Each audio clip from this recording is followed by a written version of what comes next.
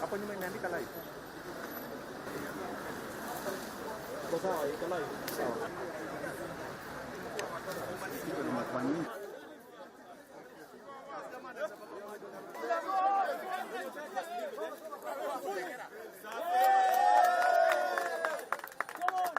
I hope that when I will be tomorrow in this competition, Kenya's Strongest Man, it's for many athletes will be